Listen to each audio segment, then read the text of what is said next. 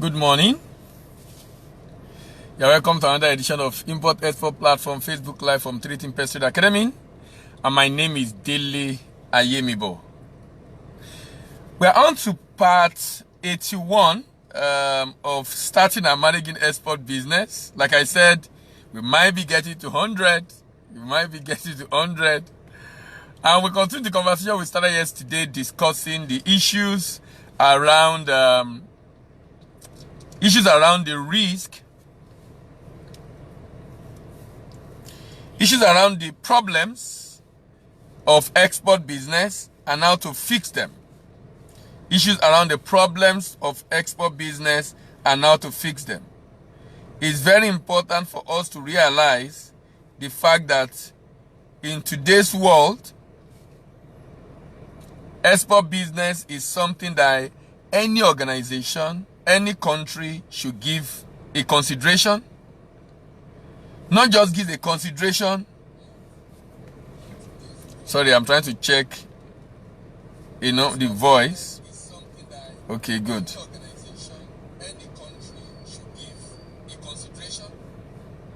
Sorry, I realized that a couple of times when this recording is done, sometimes I just realize that we don't get to have voice, and for one strange reason I don't get to hear from people listening that there is no voice. I don't know why.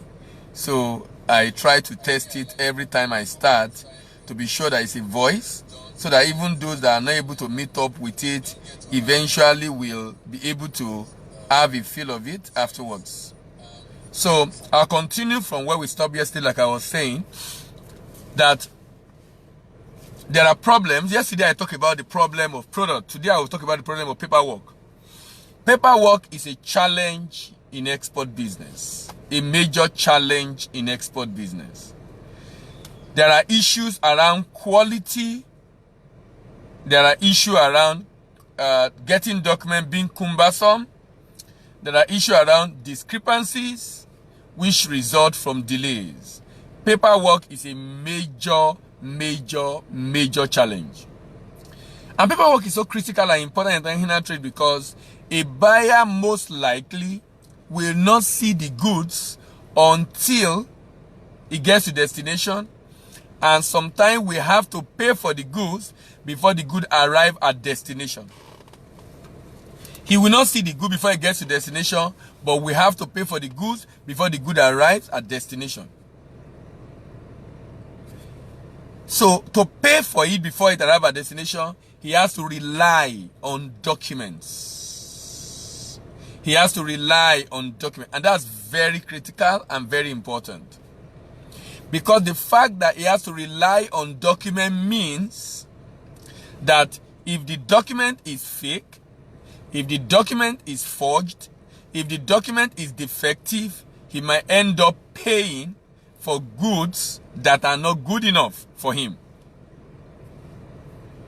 And what you don't want to do as an exporter is to pay, an importer rather, is to pay for goods that is either low grade, low quality, or entirely bad. This documentation is used to determine quality before payment, before arrival of goods, determine quantity before arrival of goods. It gives information about the value of the goods. It gives information about the shipment of the goods. It gives information about the duty payable. It gives information about the insurance, value of insurance to be done. It gives information about the compliance with the regulatory requirement. It gives information about a lot of things. Documentation gives information about a lot of things. A lot of things. The implication of this is that because documentation gives information about so many things, it becomes one of the most vital aspect in export business. One of the most vital aspect in export business. Such that If it is neglected, it can spell doom. If it is neglected, it can spell doom for the business if it is neglected. And do you know what? Some people have neglected it and have themselves to blame. In fact, when I switched to the other side that I talked about, you know, I said, as I look at this product, I will also be looking at different principles to solve problems in general. No, the principle I'll be looking at is not necessarily related to that product. Let's say I look at the principle of gestation, for example. Today, I'll be looking at another principle entirely that should guide you as you do export business so that you'll be able to handle problems, resolve issues, and make the transaction a success. So, quality, for example. I tell people that if you are funding a transaction as an exporter, as a financier, or if you are an importer, you cannot rely on the bill of lading to show the quality of goods. You cannot rely on the invoice to show the quality of goods. You cannot rely on the packing list to show the quality of goods. You shall not rely on the certificate of origin to show the quality of goods. You shall not rely on beneficiary certificate or manufacturer certificate to show the quality of goods. You can only rely on a pre-shipment inspection report done by a third party, organized, funded by you, to determine the quality of goods. You can only rely on a pre-shipment inspection report done by a third party, organized by the importer, and funded by the importer. So that means you need a pre-shipment inspection. A pre-shipment inspection gives us an insight into the quality and quantity of the goods. Some people call it inspection report, Q&Q report, pre-shipment inspection report. People call it different names. But all in all, the name of this document is very important. The name of the document, Pre-Shipment Inspection Report. Pre-Shipment Inspection Report. The word pre is important because of a letter of credit transaction. The quality, that document presupposes that the inspection needs to be done before shipment. Pre-shipment inspection report. This inspection report tells us the quality and quantity. You know why bill of lading will not be acceptable to give you quality and quantity? Bill of lading is issued by a shipping line based on the information received from the exporter. Bill of lading is issued by the shipping line based on information received from the exporter. Bill of lading is issued by the shipping line based on information received from the exporter. That means if the exporter is fraudulent, he will provide information that shows that the quality of the product is good, whereas it's a big lie. It's a big lie. The quality of product is not good, but it's projecting that the quality of the product is good. That's a challenge. That's a challenge right there. That's a challenge right there. And that's the reason why. So if it's fraudulent, you will be relying on falsehood. Even though bill of lading is issued by a third party, but bill of lading cannot be relied upon alone. Cannot be relied upon alone as the document that evidence that the quality of goods shipped is correct. Now, let me tell you again about a bill of lading. Do you know that for a bill of lading, I can actually say this is the quality of a particular stuff, but in the real sense of the word, what I put there is wrong, and I can change it at will. I can change it at will. I can change it at will because the bill of lading clearly always say the information here is as furnished by the shipper. The bill of lading always clearly states the information it contains is as furnished by the shipper. My name is Dele. Is as furnished by the shipper. You know what that means? That means the shipping line is basically giving you a disclaimer. The shipping line is basically giving you a disclaimer. The shipping line put a disclaimer on that document, so you cannot rely on that document. The shipping line already put a disclaimer on it. They will put information as furnished by shipper. They will put information said by shipper to contain. Said by shipper to contain. These are all strategies. These are all strategies. These are all strategies that make it very difficult for you to rely on a bill of lading. Said by shipper to contain. Said by shipper to contain. Said by shipper to contain. You know what that means? It is what the shipper says that we are putting here. It is not what is inside. We don't know what is inside. As a matter of fact, we don't know what is inside. It's what the shipper told us that we have put inside. Said by shipper to contain. That is the challenge of a bill of lading. That is the challenge of a bill of lading. That is the challenge of a bill of lading. That is the challenge of a bill of lading. Same goes for, in fact, invoice and packing list are worse. Because that one will be prepared by the exporter himself. Importer. Sorry. Bill of lading will be prepared by a third party. But invoice and packing list will be prepared by the exporter himself. So you can't rely upon it. So documentation is so important and critical for you as an importer, and also important for the exporter in the clearance of the goods. But this documentation, you need to know what is necessary for each document. So I can rely on a bill of lading as the evidence that good has been shipped. I can rely on a bill of lading as the evidence that good has been received by the shipping line. I can rely on a bill of lading as the evidence that the shipping line will carry the goods to destination. Period. Period. Period. That is the extent of my reliance on a bill of lading. That is the extent of my reliance on a bill of lading.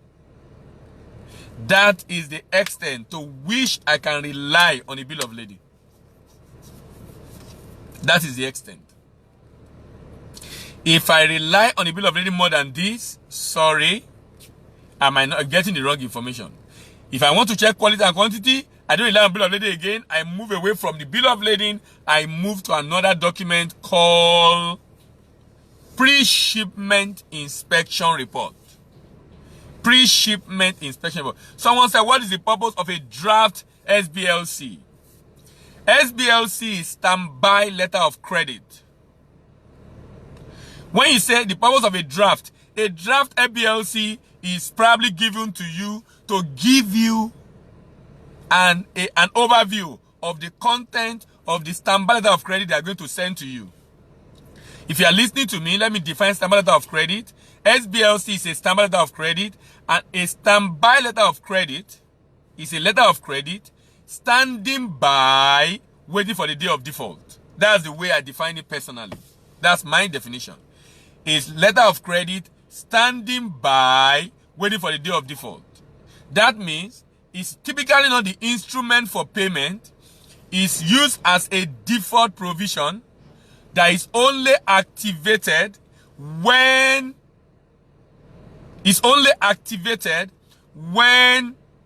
there is a default in payment. He said, also, do you know for sure when a deal is finally closed and it's going to happen, especially if you have an SPA for a year? If the buyer have already signed, I believe strongly if the party I'm dealing with has integrity, as soon as the document has been signed and we have both put pen to paper, the deal is already sealed. The deal is already sealed. So if you say we are going to ship this for the year, the deal should be already sealed. However, as the major focus here should be on the exporter. The exporter, I need to be sure the exporter will be able to perform, so that I don't just sign the paper and it's unable to ship. On the part of the importer, we need to be sure that he will be able to provide the instrument to protect the payment. As long as an exporter, I can confirm that the importer is capable of giving me this instrument because I've checked them out. And as an exporter, as an importer, I've checked the exporter that the exporter have track record that he can ship the good. then we go into the agreement. If we sign the agreement, then there's no reason why that deal should not be executed. If we both have integrity. It is assumed both of us have integrity. It is assumed both of us know exactly what we are doing. We are interested in the progress of this transaction, in the interest of this transaction. It is assumed. If that's the assumption, then when the deal has been signed, I believe it's closed and ready for execution. And then if it's for a year, then we can start the process. Sanjeev, I'm assuming I've been able to answer your question, both on letter of credit draft and also on the SPA. Thank you very much. I'll continue the conversation I was talking about. I was discussing about documentation and the quality specification in a typical trade transaction. Let's look at another issue. Paperwork have a challenge. Sometimes it can be cumbersome to get it. It can be cumbersome to get it. If the buyer requires many paperwork, it might be challenging and cumbersome for you to get it. If the buyer requires many paperwork, it might be challenging. So, as an exporter, when you are signing an agreement, the documentation area, you need to be sure what the buyer is saying in terms of documentation is something you can get. And it's something you can send to him within the time allotted for presentation of document after shipment. So if he's giving you a document that will take a longer time, then you should also require a longer time for presentation of document after payment. You should also require a longer time for presentation of document after payment. If the time required is long, so you need to also be very sure. So don't sign an agreement until the document, because the buyer requires those documents to clear the goods. The buyer requires those documents to clear the goods. If the buyer requires those documents to clear the goods, the buyer wants to be very sure that those documents, the exporter should be very sure that he will be able to get those documents in his own country. As an exporter, you should not sign an agreement that will require a document to be obtained from the buyer for you to get paid. As an exporter, you should not sign an agreement that will require a document to be obtained from the buyer for you to be paid. The buyer is the one paying you. The buyer is the one to provide a document required for you to get paid. That's especially in the letter of credit, that's not acceptable. Every document to be given, to be issued, should be such that you can get them at different agencies in your country. You know the cost, you know the timeline for you to get it. Now, if you do a letter of credit transaction, one challenge you will face is discrepancy. Discrepancy. Discrepancy is said to occur when the document presented under a letter of credit transaction is at variance with the document required for presentation in that transaction. Discrepancy is said to occur when the document presented for examination in a letter of credit transaction is at variance with the document required for presentation in a letter of credit transaction. This is why the second principle I'll be talking about today becomes very important. Many people come into export business, but they don't have what it takes to be able to manage some instrument that they might be facing or having to work with in the course of a trade transaction. And it's very important you know about this instrument and you are able to ensure that these instruments are well taken care of. If you don't know about the instrument and take care of this instrument and know how they operate, you might get an instrument that secures your payment, but your payment indeed might not be secured. Because if you present a letter of credit secure your payment, but if you present a document that is discrepant, you will not get paid even though you have a letter of credit. You will not get paid even though you have a letter of credit. So it's not enough. John Isi Ikena, thank you very much. Good morning. How are you? Long time. It is not enough for you to just have a letter of credit. It's important for this letter of credit document to be compliant. That means you must know and learn about letter of credit. That means you must know and learn about letter of credit. If you do not know and learn about letter of credit, You might have a document that's supposed to secure your payment, but I'm sorry, you might not be able to secure your payment. Simply because the document you presented are discrepant.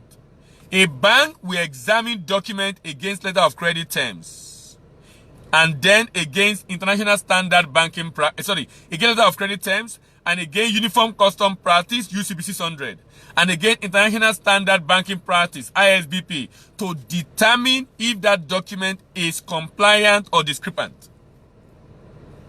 If the bank examined this document and found it discrepant, the bank will bounce the document. If the bank examined the document and found it discrepant, the bank will bounce the document. The bank will reject the document, even though the payment is guaranteed. But I'm sorry, you might not get paid on time because of discrepancy on document. I'm emphasizing the problem of paperwork. I'm emphasizing the problem of paperwork. And I'm saying that paperwork is important. Paperwork is crucial. Paperwork is critical. Paperwork will be necessary for you to be able to have a successful export transaction.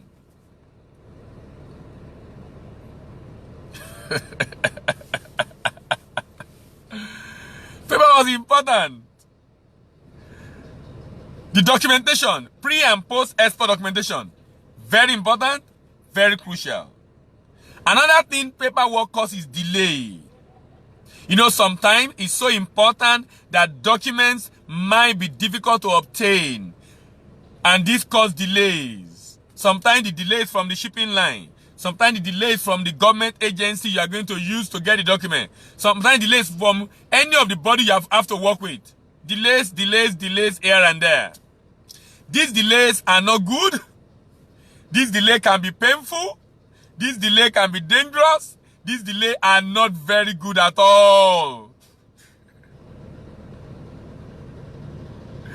Delays can be avoided. For an importer or exporter, delay consequently leads to demurrage.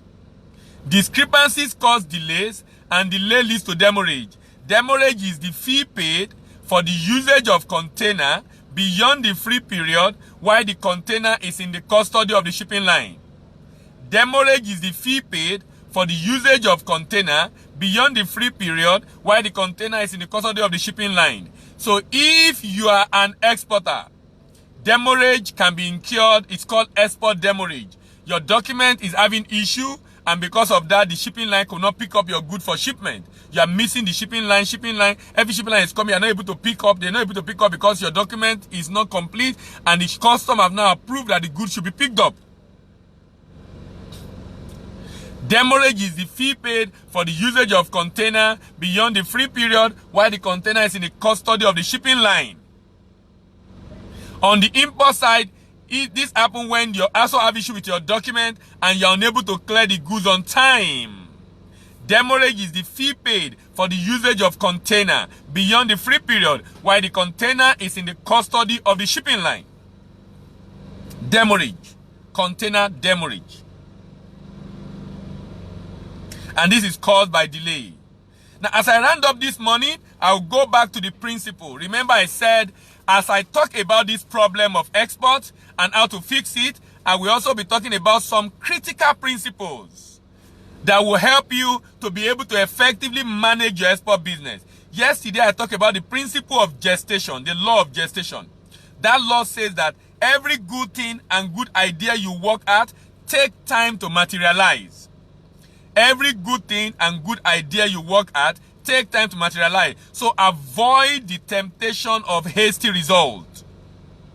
Today I'll be talking about principle number 2, and it's the law of mental labor. The law of mental labor. The more you sweat in your brain, the more you earn. The less you sweat in your brain, the less you earn. The more you sweat in your brain, the more you earn. The less you sweat in your brain, the less you earn. Your brain must be sweating for you to earn very well. Imagine a factory. In a typical factory, you have 3 sets of people. You have some people outside in the sun using what is called the muscular energy to carry good with their hand on their head from the truck to the warehouse, from the warehouse into the truck. You have the second set of people called, they are using mechanical energy. They are in the factory using the machine to produce the product. You have the third set of people called, they are on the office. They are using mental energy. They are using their brain to also work and produce results in the same organization. The one that sweat the most is the one inside the sun, using the load and carrying on his head. The one that sweat the least is the one that is in the office, using his brain to work. But the one that earns the most is the one that is not sweating. The one that earns the least is the one that is sweating. The more you sweat on your job, on your business, the less you earn. What this is saying is that for your business to be successful as an exporter, you must put a lot of brain work into it. What will make you different? What will give you a unique selling point? What will make you different from competitors in the export market is the number of intelligent work that has gone into your business. If the intelligence that has gone into your business is heavy, if the intelligence that has gone into your business is huge, intelligence that has gone into your business is a lot, you are going to have to be able to distinguish your product or service in the export market. If less intelligence has gone into your work, if you are just copying what someone is doing and not improving on that and creating additional value beyond what you are copying, you will not be able to be competitive in the export market.